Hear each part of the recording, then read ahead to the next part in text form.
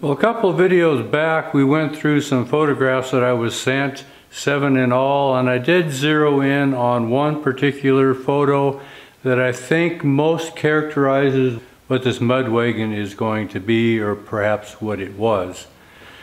Now, I've been scrutinizing that over and over from those of you who have sent enhanced photos, and I keep finding little new things.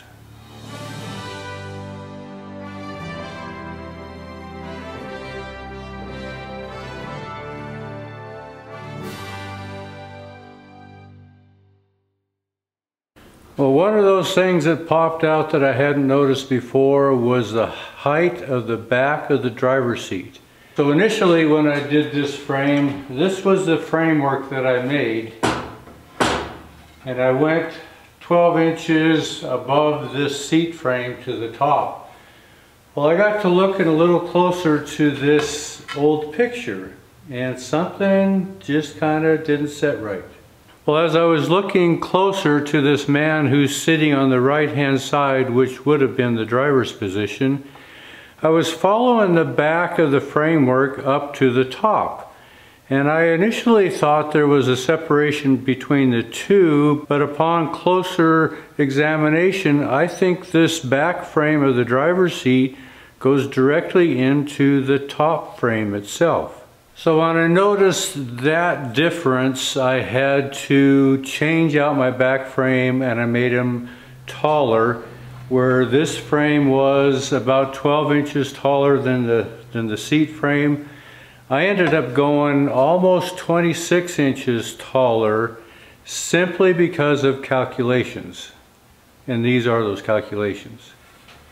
So if there is a seat in this position that faces backwards, and I think it is, it's one of those things that I'm going to show you here in a little bit why I think that.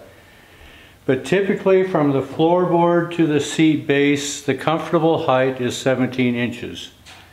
So from that seat base to the roof line is generally 46 to 48 inches. On Abbott and Downing coaches, they're generally 48. On some buggies, they're 46. So I went with a 48 just for calculation purposes. So 17 inches up from the floorboard to the seat base, and another 48 inches to the very top of this back, which would be the driver's back or the interior of the passenger department. 17 and 48 brings us up to 65 inches. Now I made these at 66 to allow me some trimming room. So this change I did do since that last video. I changed this back frame to 26 inches, and I think it's going to be closer actually to 25, which should be the top of the roof line behind the driver's seat. It looks to me like in this photo that the back of this driver's seat goes directly into the top frame for the sole coach. So I think this is kind of the angle of the picture by Frank Matsura of this coach that we looked at earlier. In the middle, about so, is the brake bar for the brakes on the rear axle, on the rear wheels. There's a man standing on that, and there's, looks like maybe he's a ticket taker. A man here, today we'd say he's on a cell phone, but it looks like he's taking notes. There's a young man standing here with his hand about so. Well, the man that is on the brake beam, and I might not be quite elevated enough, his left hand is resting behind the young man's hand, and it looks like it is on the leading edge of the seat arm. The man that is on his left that I propose is the second seat of 3. If you look underneath his arm right here, if I draw this in closer, you'll see what looks like the right leg of this man sitting on his left, who's standing on the brake beam. And you can see the bend of his knee right here underneath his arm. But more significant of that, underneath this man's hand resting on the seat arm, there's a framework that goes down, and where the top panel of the side would be and the upright support for this front seat, you can see the toe of his boot resting in the corner there. See that as I draw that in close? You can see the toe of his foot is propped in that corner between the seat frame and the sideboard top. So if this man was in fact sitting in the back seat, if there was only two seats, for him to reach far enough ahead for him to rest his toe in the corner of the seat frame and the top board with the man sitting on the right is just not going to happen. So I think this is one of the indications that there is definitely a second seat. I tend to lean toward, because some of the ironwork that we have, this second seat tilted forward to allow access to the rear seat. When set down in its proper position, there would have been access to the front seat, and the legs of the passengers would have kind of intertwined between the two. One faces backwards, one faces forward. So from this picture, the young man's hand is here, the man on the brake beam is standing here, the young woman is turning around the upright to the top. We can see a diagonal 45 rod here that seems to be bracing that. As the beam man, whatever we're going to call him, the man's right leg, knee, foot propped into here. What seems to look to me is this whole space underneath the front seat is open. Now, seat depth comfort is generally 14 to 16 inches. Wagon seats tend to be 14 inches. Some of your carriage and buggy seats can be up to 16 inches. We're going to have a 3/4 inch board on the back of this, so somewhere back here 15, 16, 17 inches there's an upright that goes to this seat. So the question is, where is the indication of that on the old frame?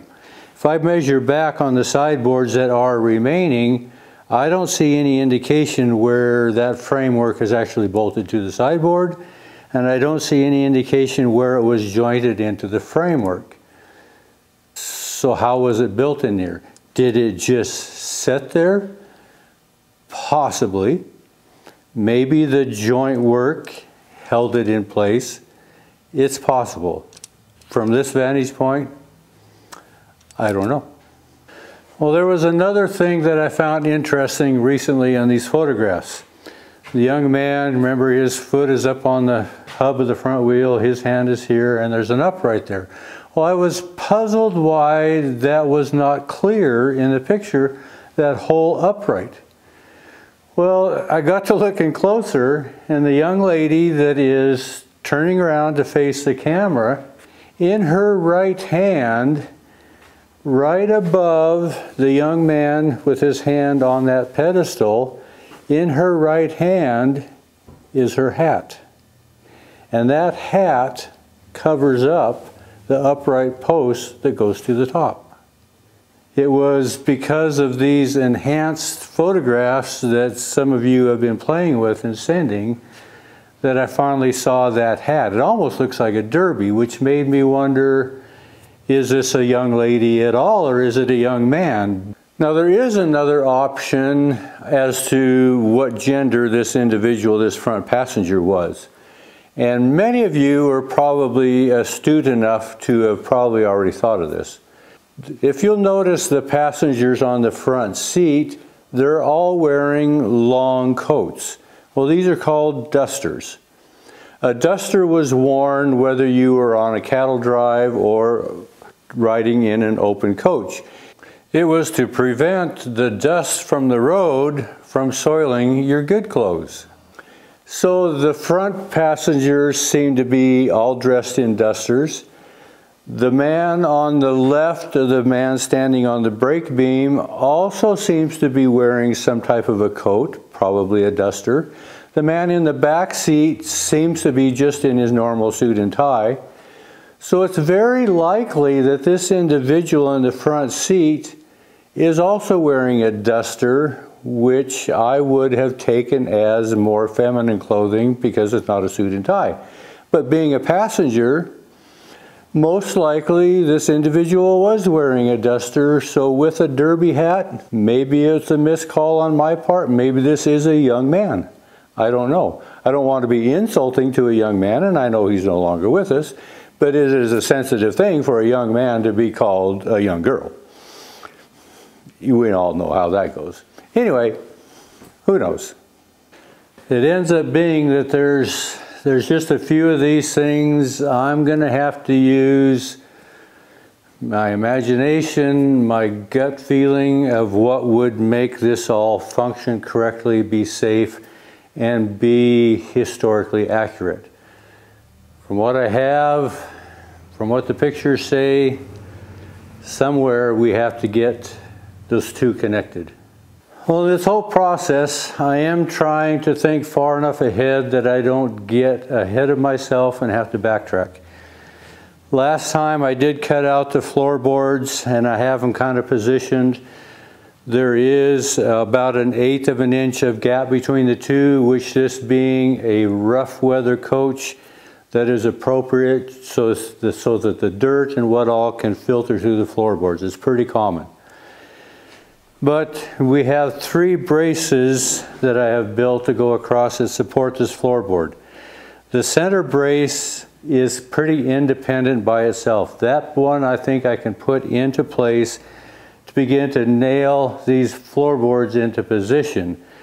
The front brace and what would be the rear brace, or the third out of these 3, are in relationship to the framework of the rocker that sits on the leather throw braces that is the suspension for this coach. Now, if I can get the camera low enough and show you these braces, these cross frames, they have a finish to them that I want to incorporate into these.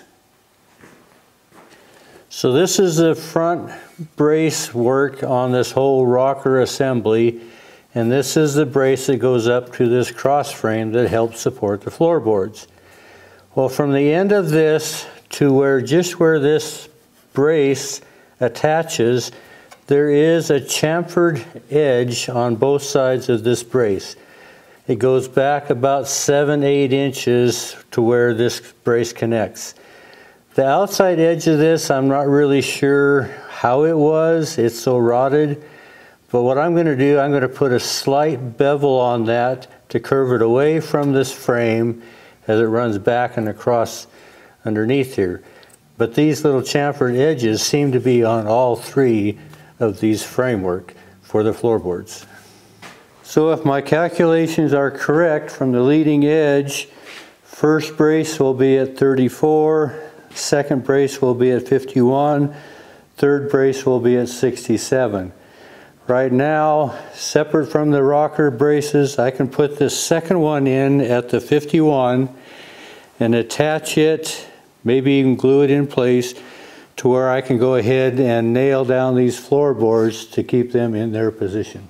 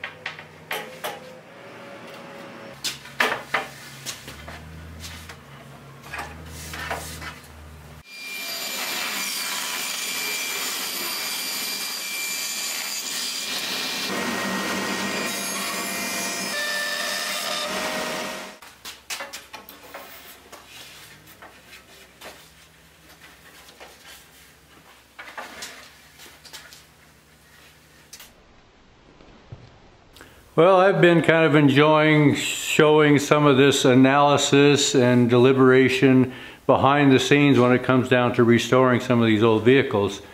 What we're going through in the process of this mud wagon is about, I would say, roughly 10% of the process that I went through on building the borax wagons. Studying and deliberating and comparing and what was correct and what was fixed and all that type of deal. So this is a little taste of some of the process that goes in my mind in getting prepared to actually do the restoration process. So anyway, appreciate you following along. Thanks for watching.